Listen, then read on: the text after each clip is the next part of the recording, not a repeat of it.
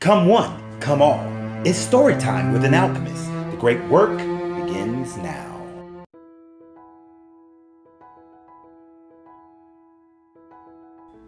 Let us journey back 3,000 years to the great city-state of Babylon. A city-state that had become the wealthiest center for trade and commerce in the known world at that time. Upon leaving the city, a camel trader went out seeking to buy camels from the Assyrians. But upon his return, after having no luck in finding camels that were worthy of purchase and resale, he got back to the city just a bit too late.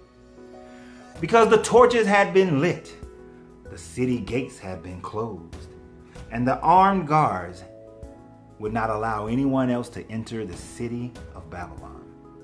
So the camel trader, along with many others, began to lay out their encampment, began to pitch their tents and roll out their sleeping mats. Well, next to the camel trader, there was a sheep herder. The sheep herder had come to Babylon from the great state of Phoenicia in order to sell his sheep. But upon arriving at Babylon, the sheep herder had gotten word by a messenger that his wife had taken grave ill, that she is sick in her bed. The sheep herder was distraught, and with anxiety he approached the camel trader and said to him, "Kind sir, I know that you are a camel trader, as word has come to my ears. I have brought here 900 heads of sheep in order to sell and trade in the great city of Babylon. But I have come to know that my wife has taken ill to her bed, and in haste I would need to return home in order to be by her side.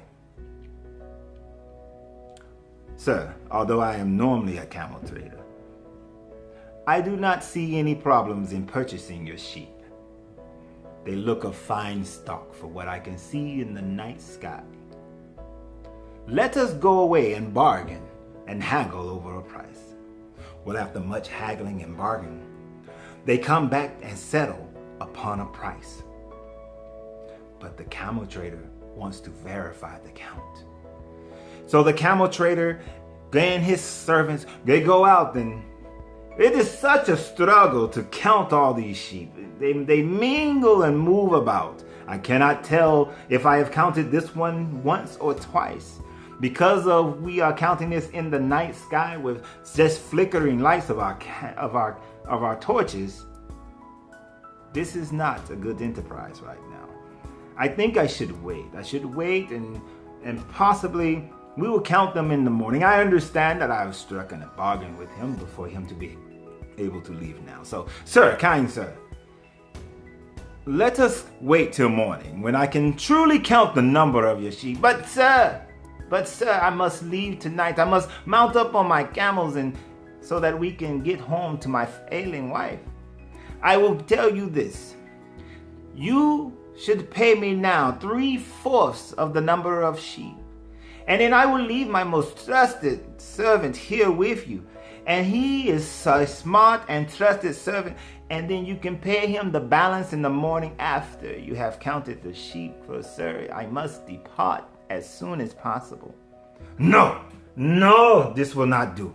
This will not do. Either we wait till morning or the bargain is off. "Kind sir, I beg of you, I cannot give any better price than what I have given you. My trusted servant can be trusted." No, I will talk to you in the morning. The deal is off. But upon morning, when the city gates flew open, herds of men came out looking to buy sheep. For what the camel trader did not realize is that in the time he has been gone, that a rumor has circulated around the great city-state of Babylon that a siege was upon them, and that there was not enough food to fill the bellies of the people of Babylon. And so the camel trader took bids and offers. The sheep herder took bids and offers from multitudes of those looking to purchase the sheep. And by the end of the time of trading, the sheep herder had sold the sheep for more than 3 times the amount of the bargain for price with the camel trader. And the camel trader had missed out on an awesome opportunity. This has been Storytime with an Alchemist. This is a very short story. It's one of the many stories that is within the book, The Richest Man in Babylon. What this story teaches us is many different things. Sometimes we are offered an opportunity, and our gut feeling tells us that this is an amazing opportunity that we should take advantage of. We may not have all the information, but we have enough information to make a good, gut, sound decision.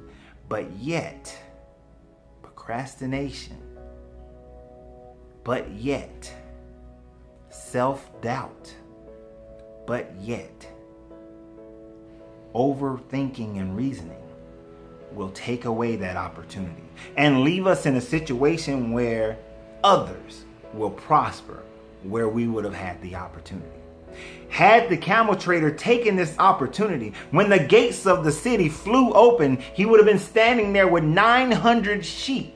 And as a member of Babylon, would have been able to fetch even more price point, more money than the 3 times that he would have purchased it. He possibly could have doubled his income, doubled his investment immediately, 4, 5 times over. But he procrastinated. Seeing that the sheep herder had a desperate situation, he procrastinated and allowed for others to come and take that opportunity away from him. How many times have you allowed an opportunity to just flee from your hands simply because of procrastination, or you talk yourself out of the opportunity? Because usually your gut is the right thing for you to do. And the way that you get over talking yourself out of it is to commit yourself to the action necessary to be able to obtain that opportunity. I will tell you a personal situation. Long time ago in the mid-90s, I had an opportunity while living in Germany. I fell in love with a wine called Riesling. Before that, I had never tasted a Riesling.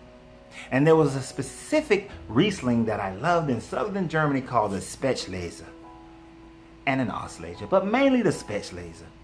I loved the wine so much that I would visit the growers, go to the winery, got to know the family that owned it. And at one point in 1995, I was offered an opportunity to buy the distributorship of the Spätlese brand and the Ausleses and all other brands of this family and bring it to America. But I procrastinated. I waited. And one of the other Marines who was in my unit, who was there with me when I first negotiated it, took the opportunity. All they required was $10,000 down and $100,000 and then the remaining $90,000 to be paid within 1 year. They gave us the instructions of how it works in America, where we would go to America and find major distributors, sell the distributorships to them for $90,000 each. There was at least 6 of those. Sell them for $90,000 each. Sell 1 and we make our first commitment. Sell 2 and we're profitable. But also we would receive, or whomever bought this would receive, 15 cents for every bottle sold. And today, those bottles are sold throughout America for $15 to $17, depending upon where you are. I did not take this opportunity. I procrastinated.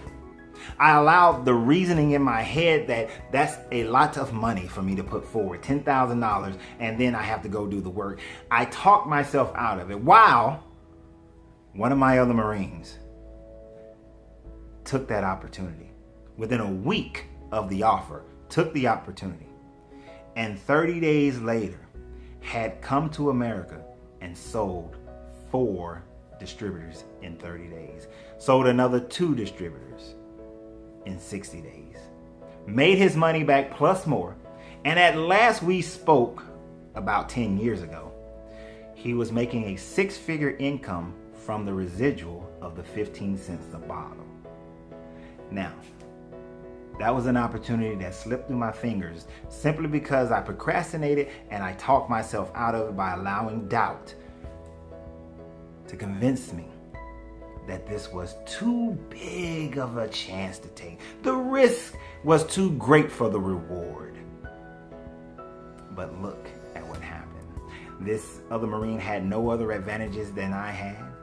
He did not know anything about that was his first introduction to the wine when I took him to the vineyard. So, an opportunity lost. Now, some of you may say, well, it just wasn't meant for you. You can lie to yourself and tell yourself that things weren't meant for you as a reasoning as to why you didn't do it or it didn't happen.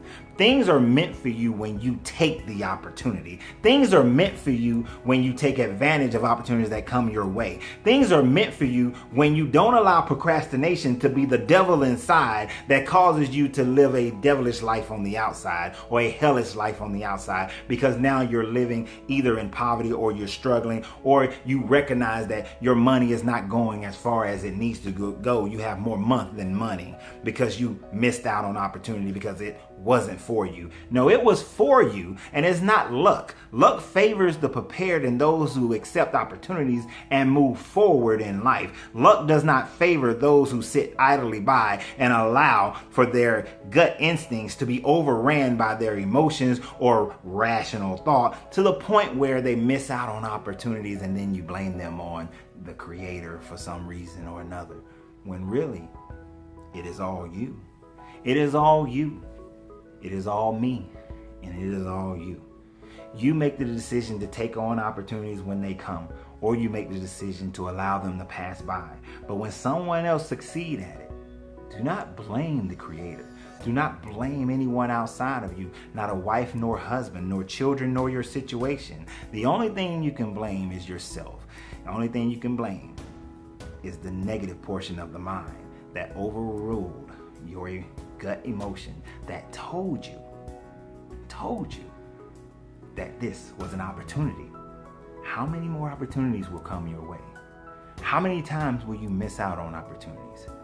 As someone once told me, poor is passing over opportunities repeatedly, or passing on opportunities repeatedly.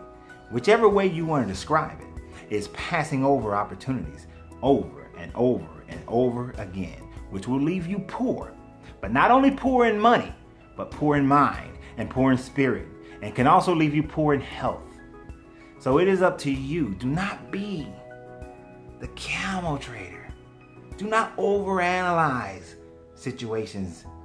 Do not sit and procrastinate and wait, because while you're waiting, someone else will take that opportunity. And if you want to defeat this, you want to get past this, then taking action is the way to do it. Will everything work out in the way that you want it to? No, it will not. Of course not. But you only need one or two big opportunities to work out for you, and the rest will seem minor setbacks. So action will always destroy, will always kill, will always overrule on procrastination and overthinking. This has been Storytime with an Alchemist. Free yourself to be yourself, because your greatness is non-negotiable.